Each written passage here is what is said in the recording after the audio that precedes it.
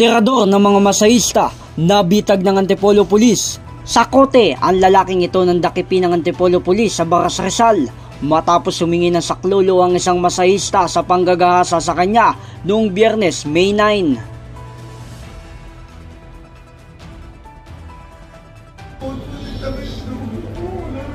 Wala akong pakialam sa nakasunugan niya pero hindi dapat yung ginawa mo. Hagulgol na lang sa pagiyak ang nagawa ng suspect nang makaharap niya ang babaeng na biktima nito. Kung ako, umiiyak ako. Sinabihan mo. Hindi na napigilan ng biktima na pumutok sa galit sa patuloy na pagmamakaawa ng suspect. Ayon sa pahayag ng isa sa biktima ay nagbukan suspect sa kanya at ito'y nakipagkita sa isang motel sa bahagi ng Antipolo. Di umusad ang ilang minuto, agad na tinutukan ng biktima ng patalim at dali-daling itinali ang kanyang kamay at paa. Nang maigapos ang biktima na walang kalaban-laban, binulatlat ng suspect ang bag ng biktima at pinagkukuha ang mga mahalagang bagay at pera. Sinunggaban niya po ako tapos nakatutok yung patalim niya sa akin. Kinausap niya po ako na sumunod lang po ako sa kanya, hindi raw niya ako papatayin. Pagkatapos po nun, kinalakal niya na po ulit yung mga bag ko. Doon niya po kinuha yung lahat ng pera ko, yung cellphone, yung relo, yung bracelet ko. Sa pagsugod ng biktima sa tanggapan ng Antipolo Police Station, doon niya lang din nadiskubre na hindi lang pala siya ang nakaranas sa matinding panggagahasa. Dagdag pa ng mga naging biktima, ipinagyabang pa ng suspect ang mga malalaswang video na ipinanood sa kanila. Pinahuhubad niya na ako hanggang sa ganun po.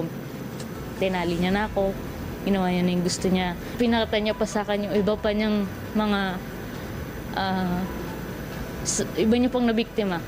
Mga nasa 6 or hanggang 10 yung video na yun, iba-ibang babae. Ayon sa naging panayam namin sa hepe ng Antipolo PNP, tinatayang serial rapist ang paratang sa suspect.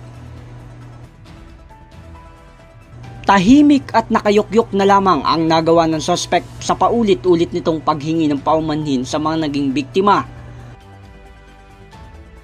Balot pa rin sa galit ang mga biktima sa hindi pa rin kapani-paniwalang pangyayari.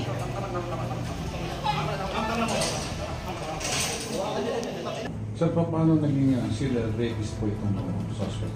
Yes, sa atin may tutuloy natin siya na serial rapist kasi may certain standard lang siya o category, no? May certain category lang siya na pinipili, hindi open sa ibang category. Ang preferably na pinipili niya ay yung mga therapist, no? Freelance therapist, and most of them yung may itsura talaga. Yun yung mga binibictimize niya. And one of the victim even stated na hindi siya titigil hanggat meron pang therapist na available sa kanya. Git din ng Manila Police District o MPD na nito lamang lumipas na linggo, kanila rin naaresto ang suspect sanhi ng paggamit ng ilegal na droga at paglabag sa batas trapiko at kinumpirma rin siya na nanggahasa sa isang masahista. Na-inquest natin siya doon at yun nga, after ilang days, naka-receive tayo ng release order from the prosecutor. Kaya wala tayong magagawa kundi i-release natin siya.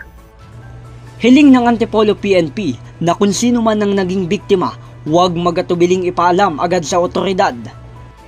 Kasalukuyang nasa kustodiya ng Antipolo ang suspect sa kanyang kinakaharap na kasong robbery at rape. Ilalahad ka magsisinungaling? Ha?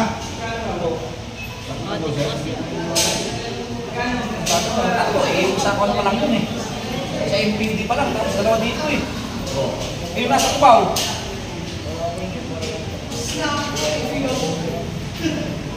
J. Martin, JKRS News and Public Affairs.